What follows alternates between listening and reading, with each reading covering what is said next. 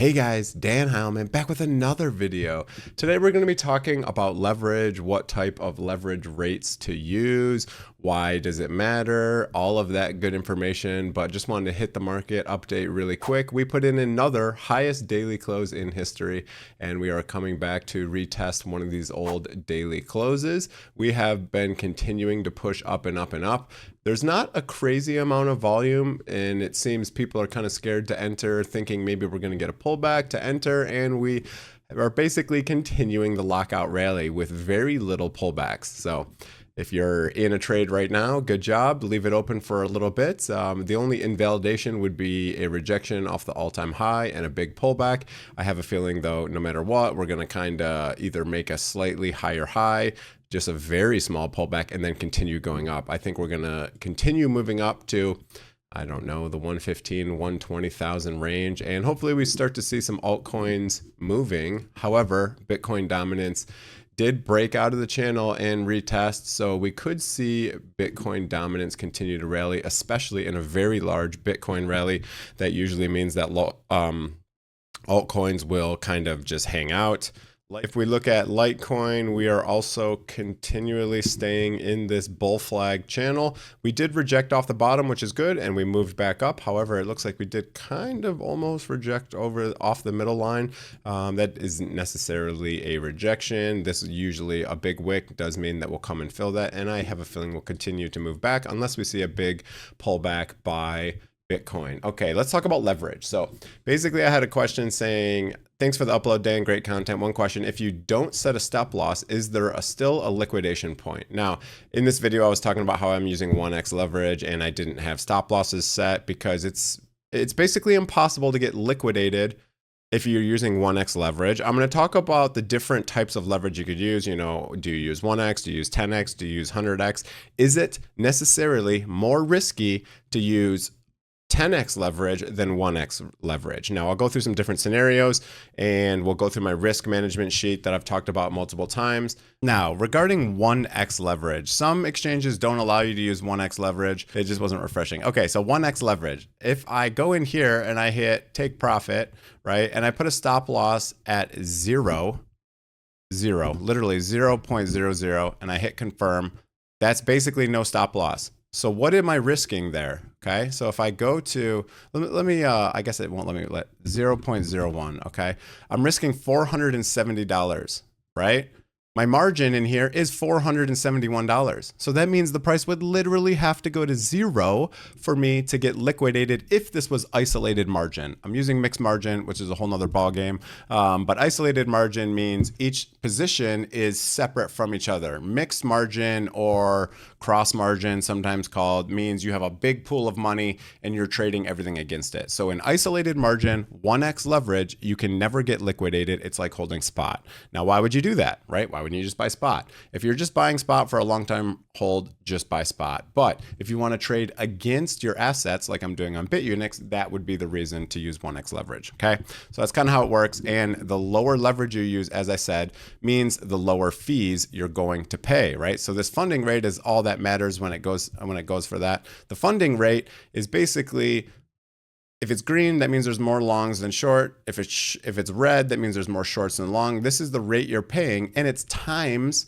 that leverage rate. So it's basically how much money you're borrowing, you're going to pay that much on it. It's like an interest rate on a loan, okay? And it's paid every time this counter gets to zero. So that's how it works for that. You can use high leverage if this is red and everyone is shorting it and you want to go against it and you want to hold long, a long position, which is a bet that it's going to go up. You can hold higher leverage like 10x, 100x, and you'll get paid that funding rate. So that's kind of how the 1x, 10x works.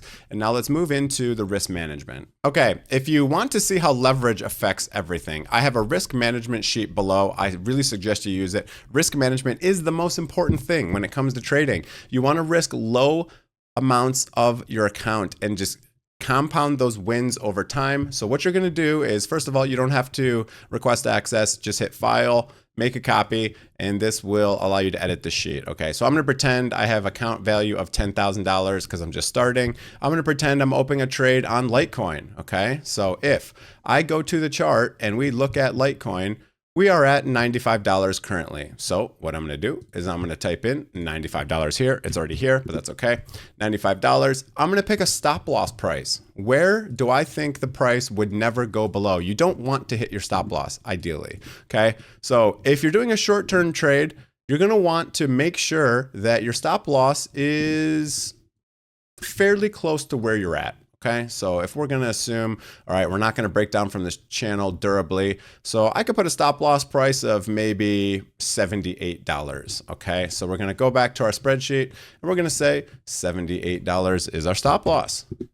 Okay, and the take profit price, since we're doing a short-term trade, is what? Where should we target? All right, let's just say that we're going to target maybe going to here. Let's say we're going to target $125. And we're going to basically make sure we're going to try to hit this and we're going to make sure we don't break down from here. Okay, so this would be a short-term trade. All right, so I'm going to say take profit price $125.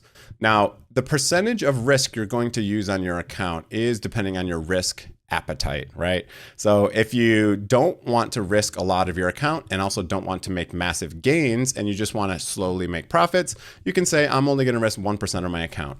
If you want to trade multiple assets, I would recommend that, right? But if you, let's say you want to trade 3 assets at a time, that means you're risking 3% of your total account if all 3 trades go against you.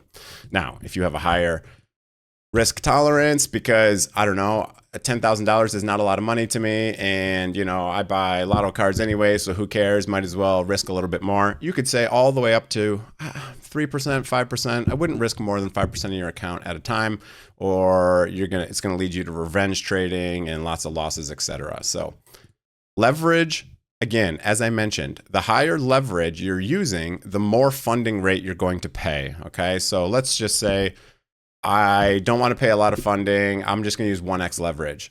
The margin is how much you're going to put in the trade. Now, each exchange is a little bit different. If you're using Bitunix, for example, this nominal value is what you're going to put here. Okay, so nominal value is kind of like this margin. I'm going to put nominal just in parentheses so it's obvious. So in Bitunix, and I'm going to say this is Bitunix, just because this is what I'm used to trading on. So my nominal value is $27.94. That's how much I should open a trade with. If I want to risk 5% of my account, if I hit this stop loss of $78, that means my stop loss risk is I'm going to lose $500, which is 5% of $10,000, right? So that means if I hit that, we're going to lose that. Okay. Now this trade is not super profitable, right? I mean, it only has a risk to reward of 1.76.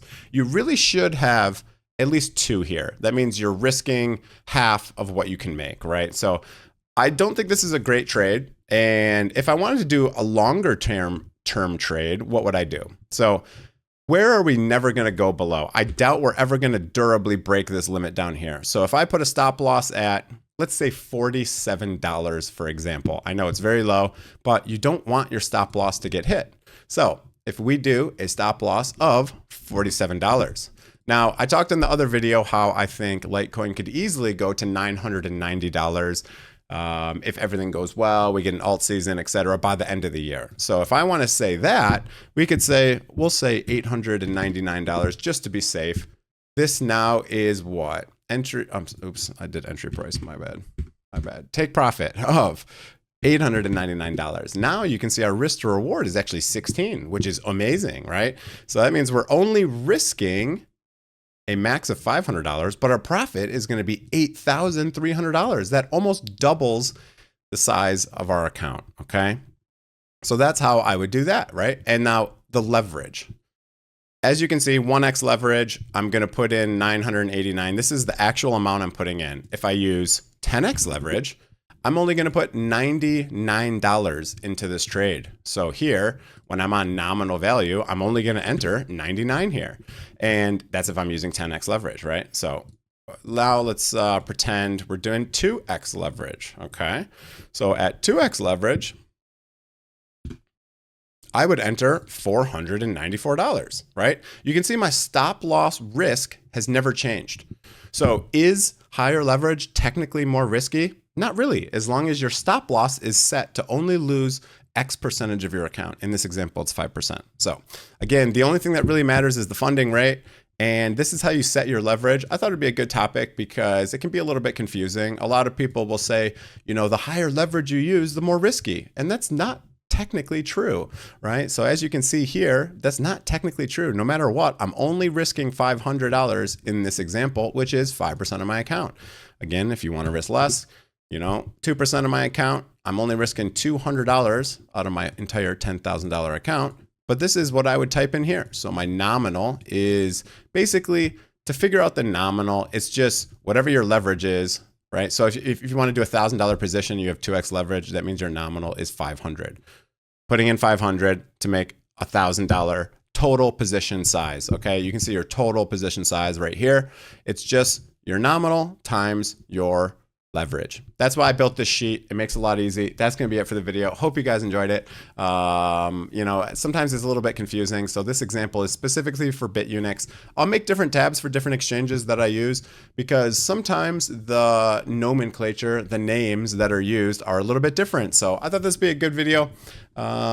Anyone who comments and has some good questions, I often make videos on it. I also have a Discord if you want to join that. But again, if you want to do any leverage trading, links below to BYDFi, Bitunix, and BTCC. Those are my favorite exchanges for leverage trading.